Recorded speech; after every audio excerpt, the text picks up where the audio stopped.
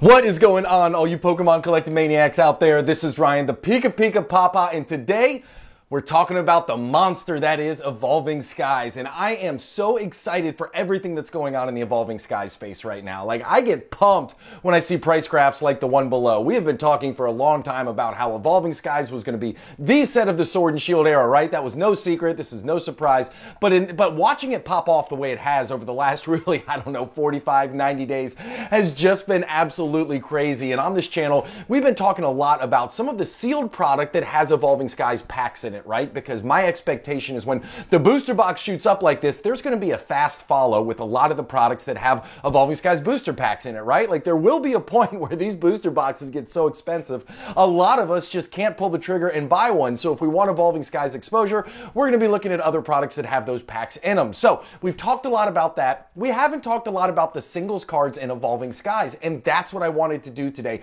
We're going to double click down and we're going to be focusing on the alt arts from Evolving Skies. Now, if you were to ask me what the big chase cards for the Sword and Shield era are going to be 5, 10, heck, maybe even 20 years down the road, I honestly think they're going to be the alt arts. And I think all of us feel the exact same way. Like, that's not some, genius wisdom I'm bestowing upon all of you. We all feel the same way. But it's going to be really cool for us to look at them the same way we've looked at some of the other cards in this video series. So we looked at this view using the Sun and Moon chase cards and the Sword and Shield chase cards. And what this view is, we look at the card, which is obviously the name there on the left. Then you have the number of those that are in a PSA 10 holder. Then to the right of that, you have the total number of cards that have been sent to PSA for grading of that card, and then that gives us a gem rate, right? You have the number in PSA 10, you have the total number that have been sent in, then you get a gem rate based off of that. Then next to that, we have the PSA 10 price. Then we have the raw price. And then I added in this ratio at the very end there on the far right. And it's something that I look at a lot on the back end, but I haven't really talked about on this channel. And I think it's incredibly important as Sword and Shield, the window starts to close. Scarlet and Violet is going to play a bigger and bigger part of our lives as Sword and Shield cards get more expensive and as booster boxes get more expensive.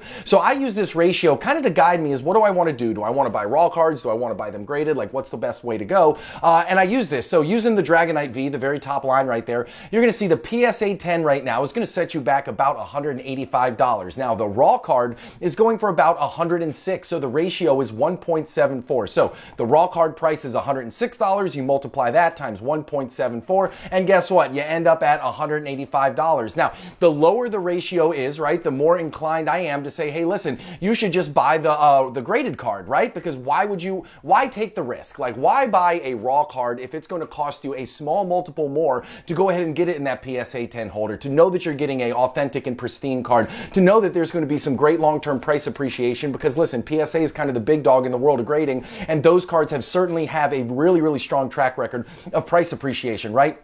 So when you look at cards like the Glaceon VMAX down there, right, you see the PSA 10 price right now is $128. Well, the raw card is all the way up at $155, right? The ratio is 1.47. In my mind, I would much rather spend the extra $70 and get a PSA 10 instead of getting the raw card. Like, I understand not everybody likes the cards to be graded. Obviously, I'm an investor / collector, so I want to have the best opportunity for long-term price appreciation. But when you start including this ratio, when you start looking at the gem rates and you start looking at the PSA 10 population, it's really interesting to see why some of these prices correlate the way they do. So looking back at that Glaceon VMAX card right there, okay, so you might be saying, hey, listen, why is the raw card price and the PSA 10 price so close? That doesn't make a whole lot of sense.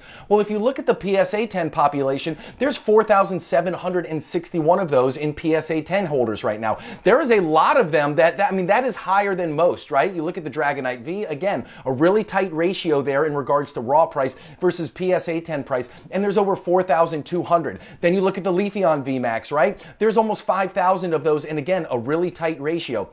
The other thing that you'll see when you look at this as a whole is you see that the gem rate is really, really high on VMAXs, and I thought that was an interesting thing to call out, right? Because when you're talking about VMAX cards, there's not a real border that goes around it. Like, the art just extends all the way out versus the Vs that we're going to be looking at throughout the rest of this video. So when you look at the VMAXs from Evolving Skies, they have this incredibly high gem rate. I mean, you get 75, 75, 75. 74.4 is the lowest one that we see, and that's on the Rayquaza, and the big dog, the Moonbreon, is all the way up at a 75% gem rate. Now, I promise we're going to look at some individual cards, but I thought this was some really cool ways to look at these and to get an understanding of how they play their role in price for these cards in the market. So, with all that being said, before we get to the individual cards, if this kind of stuff gets you excited, if the nerding out on this kind of data gets you fired up, hit that subscribe button. We do fun stuff like this all the time. If you enjoy the content, give us a thumbs up, and as always, questions or comments, drop them down below. I got a small channel. Those 3 small things go a long way in helping me out. Lets me know you appreciate all the work that I put in. So, with all that being said, let's get into these singles cards. So now there's a bunch on this list, and as I said, we did this view for the top chase cards in Sun and Moon and Sword and Shield. So we're not going to look at the Rayquaza, we're not going to look at the Umbreon, right? The Moonbreon. We're going to leave those out because we've talked about them a lot. But I am going to talk about the V variants of them because I think those are really, really interesting cards to talk about. Now, overall, the PSA 10 population for both of these is relatively high, but that's what you would expect, right? These are the 2 big names from this set, even though these aren't the VMAX, even though these aren't the secret rares that everybody's going after and carry the highest price tag. Like, obviously, this art is absolute fire, right? Both of these cards are well coveted, and their PSA 10 population shows that. But what I like about these versus the VMAX cards is, guess what? The gem rate is obviously much lower. You come in at 50% for the Umbreon V and 57% for that Rayquaza, right? And then when you look at the ratio, so the ratio is almost near where the average is. So in the bright yellow down at the bottom, I show you the average for all of the alt art cards. So the average ratio for the alt art cards here in the Evolving Skies series is 2.4, and both of these come in just below that. But the thing that I like about these is, listen, there's going to be plenty of Evolving Skies that gets ripped from now over the next couple years. It's going to happen. But as the price continues to go up on those booster boxes, I think more and more people are going to choose to keep them sealed. We know that they call it Evolving Cries for a reason, right? We know the pull rates aren't great. They might be a little better on the Vs versus the VMAXs, but with that gem rate being lower than the VMAXs, I really like these 2 cards. I think the fact that they are sister cards to the 2 big chase cards, I think the fact that their gem rate's a little bit lower, I think the ratio's in a good spot right now. I think both huge name Pokemon, but Evolving Skies is the set from the Sword and Shield era, right? It's got a lower gem rate coming in at 55.8%, and again, raw price is $27, the PSA 10 price is $73.13. Gives you a ratio about average for the rest of the cards there in the Evolving Skies set. For me, I think I would rather buy that in a PSA 10 holder, it coming in at just around $73. I think that's the better bet right there. But again, I understand some people like binders, some people like raw cards, some people like graded. Hey, I'm just a graded card guy. So when I see ratios like this and I see low price points, I think that's an awesome opportunity to get in. Now, final 3 we're going to talk about right here is the V series of some of these evolutions, right? We got Leafeon, we got Glaceon, we got Espeon. I love all 3 of these right here. And when you look at the ratio, especially for the Espeon, especially for the Glaceon right there, and then when you look at their ratio, and then when you look at their gem rate right there, the gem rate's lower than we traditionally have seen in this set, coming in at 53.6%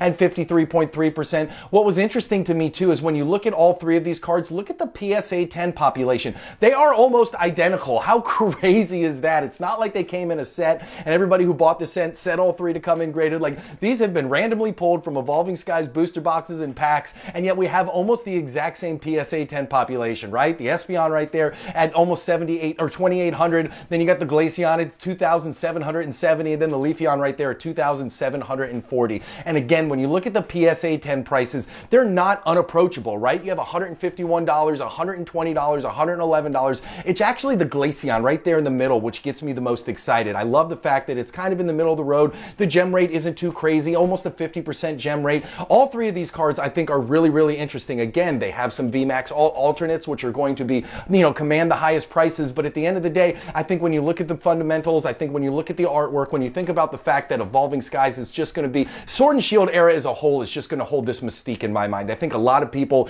are going to hold it in a very special place in their hearts. I think it brought a lot of people back into the hobby. I think people left the hobby, but I do think that in 3, 5, 10 years, people will come back in and Sword and Shield is going to be top of mind for them. And so that's why I think a lot of these cards are really interesting to look at, and I think it's certainly worth a conversation. So hey, listen, that's the end of these Evolving Skies alt arts. I will do this for you for any set, any series, any era that you all want. So if you have one that you'd love to get some information on, drop it in the comments down below. If you enjoyed the content, give us a thumbs up. And as always, if you haven't yet, hey, hit that subscribe button. We do fun stuff like this all the time, and I'd love for you to be a part of this community. Have an awesome one. I can't thank you enough for watching. I appreciate you, and I'll talk to you soon. See you, everybody. Bye.